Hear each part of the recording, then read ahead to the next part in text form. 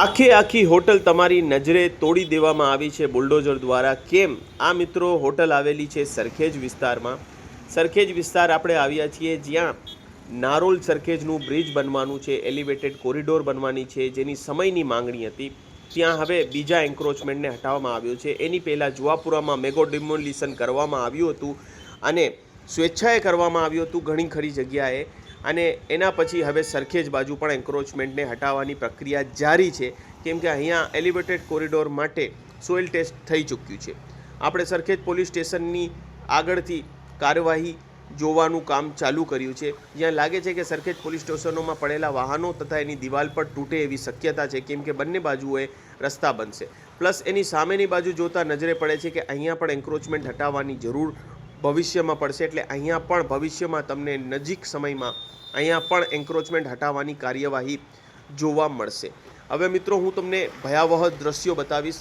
એમાં તમે જોશો કે અમુક લોકોની દુકાનો બિલકુલ જ જતી રહી છે, અને અમુક લોકોની દુકાનો જે 30 ફૂટ 25 ફૂટ 40 ફૂટ હતી એ 4-6 ફૂટ રહી છે।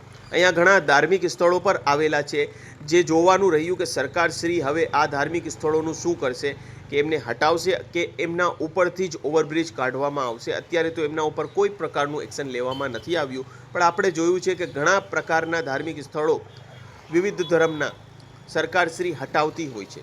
અહીંયા આવેલું પેટ્રોલ પંપ પણ મિત્રો આ એન્ક્રોચમેન્ટની ચપેટમાં આવ્યું છે, અને એને પણ અડધું હટાવવામાં આવ્યું છે। હવે તમે આ હોટેલ જોવો છો કે જેને બિલકુલ ધ્વસ્ત કરી દેવામાં આવી છે।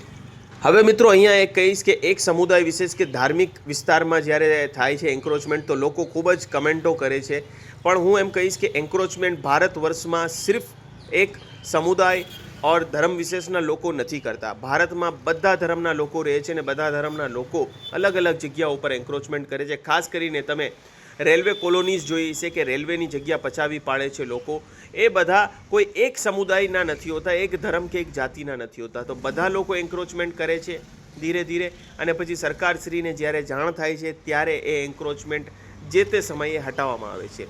સરકારશ્રી જ્યારે પણ નેશનલ હાઈવે કે પ્રોજેક્ટ બનાવે છે તો એની બાજુમાં જગ્યા મૂકતી હોય છે કે ભવિષ્યમાં એને મોટું કરવામાં આવશે, પણ જ્યારે જે તે સમયે લોકો પોતાની દુકાનો ખરીદેલી હોય છે અથવા મકાનો ખરીદેલા હોય છે, પછી કોઈ જાતનું ડેવલપમેન્ટ ના થતાં વર્ષો વર્ષ સુધી એ પોતાના એન્ક્રોચમેન્ટ કરવાની પ્રક્રિયાને ધીરે ધીરે આગળ વધારે છે।